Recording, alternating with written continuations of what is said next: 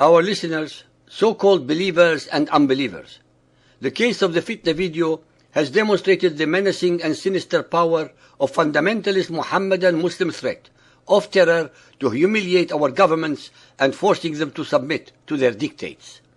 In reality, they have humiliated and subjugated us, the free peoples of the democracies, since our governments are only our elected representatives. In a nutshell, this is a personal insult and an affront to all of us and to our beliefs. Mr. Geert Wilders' Fitna video was not deceiving its audience, nor was it misleading them, since the whole sequence is based upon pictures of the verses of the Quran as they are written there, as well as videos of their deeds of barbarity. Nor did it show anything more than what we have been watching in horror for the last decades of Muhammadan Muslim acts of terror, hijacking, beheadings, kidnapping, mass murder of unarmed and innocent civilians, both among the so-called believers as well as the unbelievers. There was not a single item that cannot be found in their Quran or on the web. In fact, Mr. Wilder copied about 10 minutes worth of video from one of the most informative and revealing DVD programs ever produced upon the subject of radical Islam called Obsession, which is 1 hour 33 minutes long, that any of our listeners can Google and buy if interested, or watch thousands of mind-boggling recorded programs of Muhammadan Muslim videos in their Arabic language from all over the Muhammadan world on www.memory.com, the Middle East Media Research Institute, with subtitles, each of which more revealing and more horrifying than Fitna. I am advertising the above because they contain materials 1,000 times more lethal to Muhammadan Islam than Fitna could ever be. Would our media call anyone who recites sentences from Hitler's Mein Kampf and showing films of Nazi atrocities as anti-German or anti-Christian? Why do they call Mr. Wilder anti-Muslim when he is only revealing the verses of the Quran as they exist in their original Arabic? Why call anyone who reveals the facts about the contents of the Quran anti-Muslim, while the vile Quranic verses against all human beings who do not believe as they do are not called anti-human, racist, or anti-unbelievers? Why do the media viciously and without any knowledge label him racist when he is doing his utmost to keep his country Christian and democratic? Why are they so morally and intellectually challenged that they are attacking the messenger and not the message of the Quran? The Muhammadans also threatened and attempted to silence Miss Hershey Ali. They murdered Van Gogh. They prohibited Mrs. Wafa Sultan from ever being interviewed by any Muhammadan organization. All of us can understand why the followers of Muhammad need to suppress any and all videos or information that reveal the facts about their cult belief system.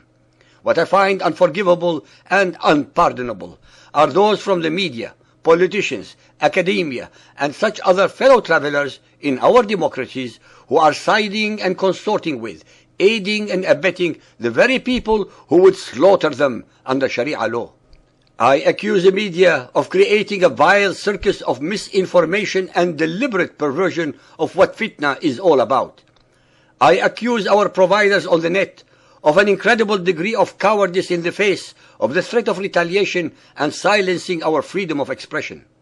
I accuse our politicians of caving into Muhammadan pressure and undermining our democracies. I accuse our religious leaders of stupidity and total ignorance of the dire consequences of ignoring that the Muhammadans are doing to Christians and other so-called unbelievers in all the Islamic world, but groveling to them in our democracies.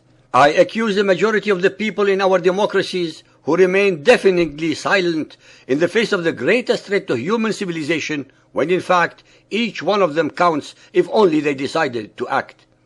I accuse the followers of Muhammad of an obscene degree of hypocrisy, mendacity, and racism, compounded with a pathological and depraved indifference to facts, reality, morality, compassion, mercy, loyalty, and freedom of expression. Where are our leaders going to draw the line? When are they going to stand up tall and retaliate instead of walking on bended knees? Have we humans not learned anything of the consequences of submitting to terrorists and terror? Was not World War II bad enough with 50 million dead? Our leaders are sleepwalking us to our own destruction without even admitting that we are facing a grave and present danger. Our media deliberately downplay the threat while always putting forth the points of view of the very people who seek our destruction. Have our leaders and our people not learned a very basic rule? That terrorists can only be overcome by counterforce? That we must never give in to them because they will start with the finger and end up with the whole body? Terrorists thrive and grow upon the fear of their intended victims. How could 80% of humanity be terrorized by a handful of criminals? We unbelievers who possess the greatest technological, intellectual, numerical and military powers are being destroyed by tactics of salami slices from within and without by our declared and sworn enemies, but we are not even willing to defend ourselves. This is not only scary, but also pathetic, since it goes against all human instincts to live as free beings. Ladies and gentlemen, Fitna is not the real issue. It is a sideshow for the fundamentalist Muhammadans. They are actually testing our resolve and mettle and are, unfortunately for us, finding straw in the face of their sword thrusts instead of armor.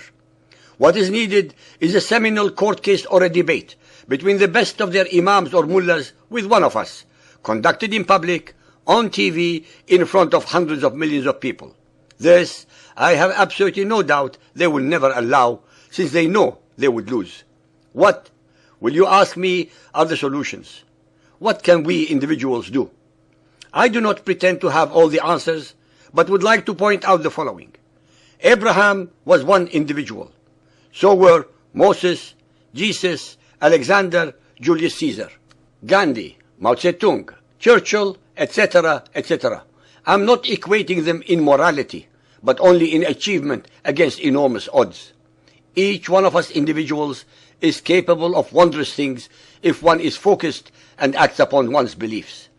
We can all send email to our representatives to tell them of our concerns and that their jobs would be at stake the next time round. We can overwhelm the internet providers with our outrage and that those who succumb to terror will lose our membership. Just like petrodollars are buying allies, we can use the same economic threat. It invariably works miracles. We should make comments to the media, whether TV or newspapers, of our outrage, our concerns, and what we want them to focus on instead of the daily garbage that they dish to us. If any of you have better ideas, then make them known to all of us, but act. Thank you for listening.